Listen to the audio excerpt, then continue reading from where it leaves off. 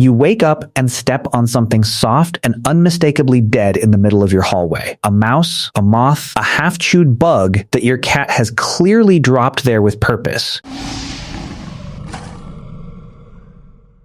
Your first reaction is disgust. Your second reaction, if you have lived with a cat long enough, is a strange kind of confusion, because your cat is sitting nearby, watching you discover it, looking unmistakably pleased with itself. Most people call this a gift. Some call it disturbing. Almost everyone gets the meaning wrong. What your cat is doing at that moment is not random, and it is not simple affection either. It is one of the most studied and most misunderstood behaviors in feline psychology. And once you understand what is actually happening, you will never look at a dead moth on your doormat the same way again. Today, we are breaking down exactly why cats bring their owners prey, dead or alive, what the behavior actually means biologically and socially, and why some cats do it constantly while others never do it at all.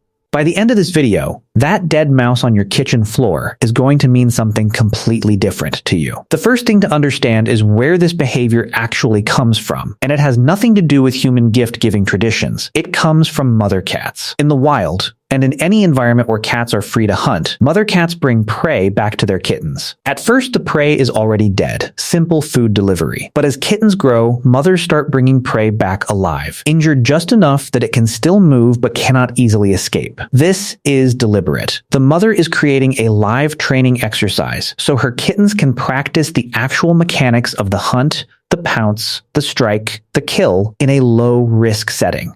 Dr. John Bradshaw, who has spent decades researching cat behavior and wrote the book Cat Sense, identifies this maternal teaching behavior as the direct evolutionary root of what we now call gift giving. When your adult cat drops a dead or half-alive creature at your feet, it is running an ancient program that originally had nothing to do with affection. It is running the same instinct a mother cat uses to teach her young to hunt, which raises an obvious question. Your cat is not your mother, and you are definitely not its kitten. So why is this instinct aimed at you? If your cat has ever brought you something dead and looked proud about it, drop a comment below. I want to know what the strangest one was. The second piece of this involves how cats categorize the humans they live with, and the answer is genuinely surprising. Multiple animal behaviorists, including Dr. Bradshaw, have proposed that cats do not fully distinguish between humans and cats in their social cognition. Your cat is not bringing you prey because it sees you as a human who needs food. It is bringing you prey because somewhere in its instinctive programming, it has filed you into a category close to its own kind, and within that category, you read as either an undersized hunting partner, or, more often, as something closer to a dependent kitten. This sounds almost insulting, until you understand what it actually implies. Your cat has watched you for months or years. It has seen you fail to hunt your own food. It has seen you come home with bags from somewhere else entirely, never catching anything yourself. From a cat's instinctive perspective, you are an animal that lives in its territory and does not seem to know how to hunt. So it teaches you, the same way its mother would have taught it.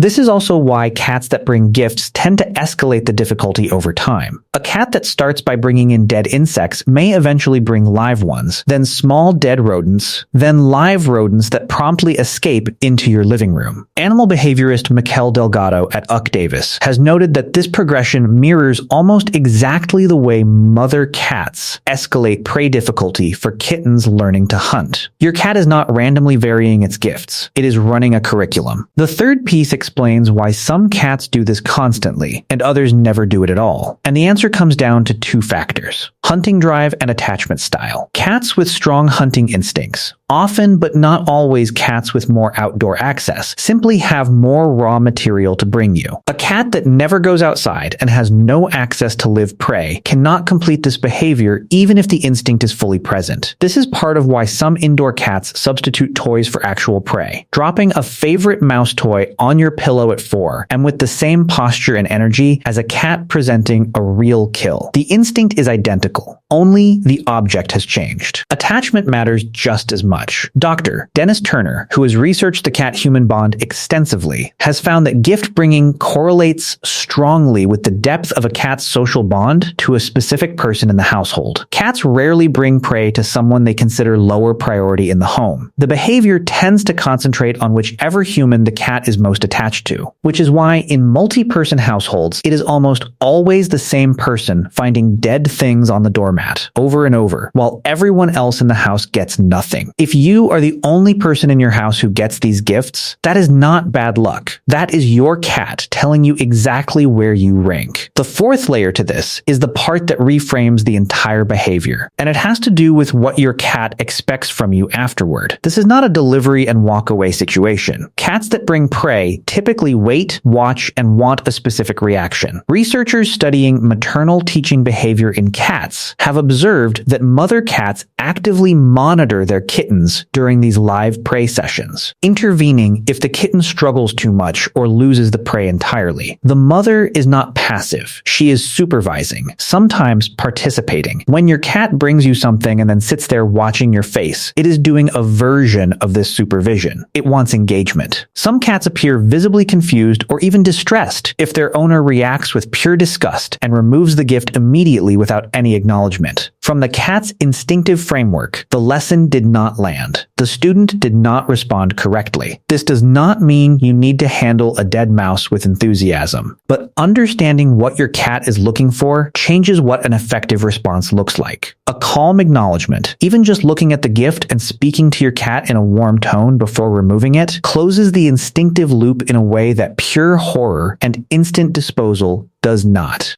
Has your cat ever seemed confused or upset when you didn't react to a gift the way it expected? Tell me in the comments. The fifth piece is the one most owners never think to ask about, which is why this behavior almost never happens with food bowls already full. Cats that are well fed at home still hunt and still bring gifts at roughly the same rate as cats, with less reliable food access. This single fact rules out the most common assumption people make, which is that cats bring prey because they think their owner cannot feed itself. The behavior is not about nutrition. It survives completely independent of hunger or food security, which tells researchers that gift bringing sits in the category of instinctive social and teaching behavior rather than practical provisioning. Your well-fed, indoor, thoroughly spoiled cat dropping a dead moth on your pillow at 6 a.m. is not worried about where its next meal is coming from. It is running a program that exists for an entirely different reason, one rooted in teaching and bonding rather than survival math. So the next time you find something unpleasant waiting for you on the floor, you now know what actually happened. Your cat watched you, decided you needed help learning to hunt, and used one of the oldest teaching tools it has. The mechanics of the gift, the timing of the gift, even the choice of who in the house receives it, none of it is random. It is one of the clearest pieces of evidence that your cat has built a real model of you, your role in its world, and its responsibility toward you. It is not glamorous. It is occasionally horrifying at 6 a.m.